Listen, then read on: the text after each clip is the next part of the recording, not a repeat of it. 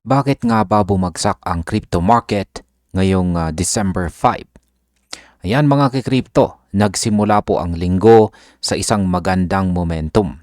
Pero biglang lumamig ang market ngayong December 5. Ayon po kay Ginoong Michael Adeleki, bumaba ang total crypto market cap ng halos 2%.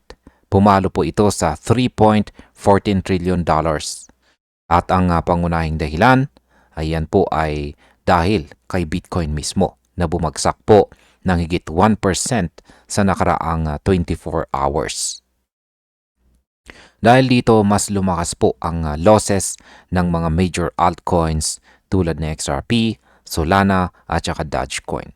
Bawat isa ay bumagsak po ng higit 3%.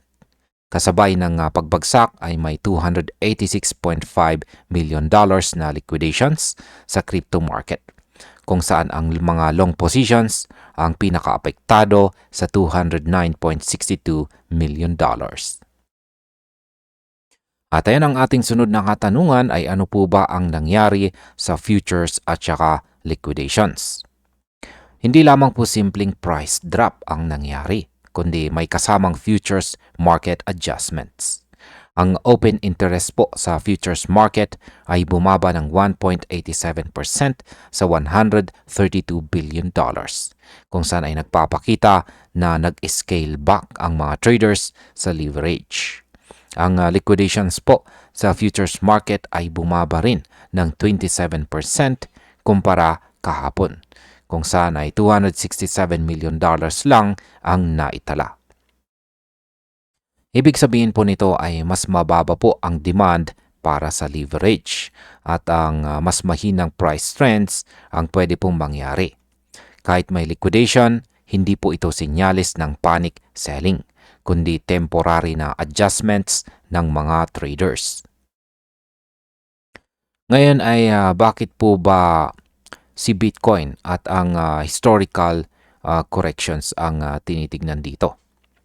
Ayan, kung tignan po natin ang long-term behavior, halos normal lamang po ang pagbaba ni Bitcoin.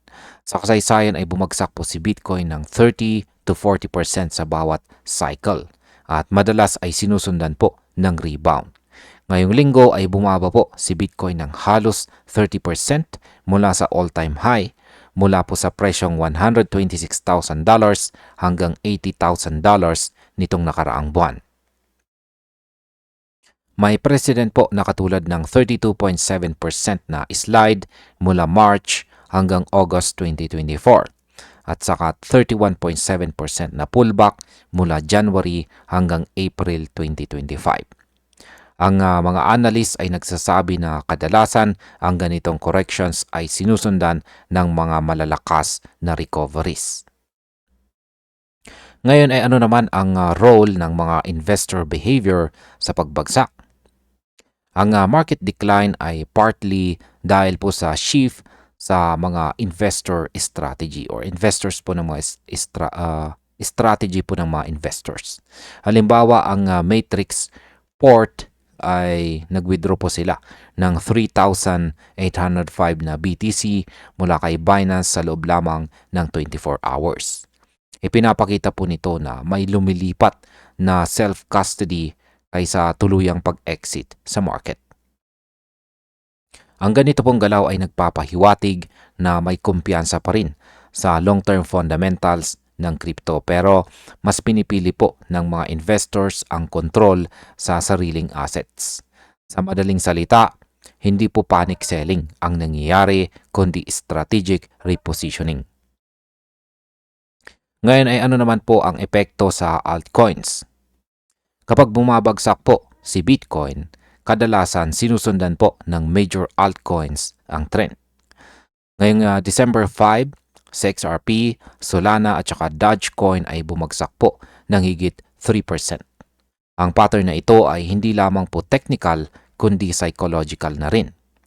Ang mga traders sa altcoins ay reactive po sa mga galawan ni Bitcoin, kaya kapag si Bitcoin ay nagpapakita po ng bearish sentiment, nai-influence po agad ang market-wide trading. Kahit may temporary losses, Mahalagang tandaan na ito ay bahagi ng cyclical correction at hindi po permanent na bearish signal. Ngayon ay ang mga positive developments po na ito ay bakit may mga positive developments sa kabila ng fear o takot. Sa kabila po ng market decline, may ilang mga positive catalyst. Halimbawa, ang Vanguard ay nag-announce po sila ng kanilang plano na mag-trade ng mga crypto ETF na pwede pong magdala ng institutional liquidity sa market. May mga balita rin na si President Donald Trump ay mag-appoint ng kanyang i-appoint itong si Ginoong Kevin Hassett bilang bagong Fed Chairman. Posible rin na mag-cut po ang Fed ng interest rates ngayong buwan. Pero kahit may magandang balita, ang Fear and Greed Index ay nananatiling nasa fear zone na 25. Kaya mula po sa extreme fear level ng na 8 noong nakarang buwan, ay naging nasa 25 po siya ngayon. Kaya may mixed sentiment po sa market ngayon. Ano naman po ang ibig sabihin ng mga pagbabagong ito para sa mga traders? Para po sa atin bilang mga traders, ang kasalukuyang sitwasyon ay ito po ay nagpapakita ng moment sa market psychology. Kaya dapat po nating maunawaan na ang temporary dip ay normal po sa cycles at hindi po sinyales na dapat mag-panic exit. Ang mga long-term investors ay pwede pong mag-focus sa accumulation sa support levels habang may institutional activity. Ang liquidation data, futures adjustments at ang mga ETF adoption ay nagpapakita po na may consolidation sa market. Ito rin ay reminder na ang crypto ay volatile pero historically ay pumapalo po sa rebound pagkatapos ng corrections. At bilang panghuli ay ano naman po ang aking masasabi tungkol dito. Sa ngayon, ang BTC at mga major altcoins ay nakikipaglaban sa psychological levels habang ang institutional interest ay dahang-dahang tumataas. Kung tuloy po ang mga ETF adoption at may rate cut sa Fed, may posibleng bullish catalyst. Sa kabilang banda, kung tuloy po ang selling pressure sa short term, maaaring mag-stay po sa consolidation o minor corrections ang market. Kaya ang takeaway, ang mga traders at investors ay kailangan po na mag-strategize, mag-monitor sa technical levels at maging handa sa volatility. Kaya wag po tayong papaniwala sa fear lamang, kundi sa kombinasyon ng fundamentals at saka market structure.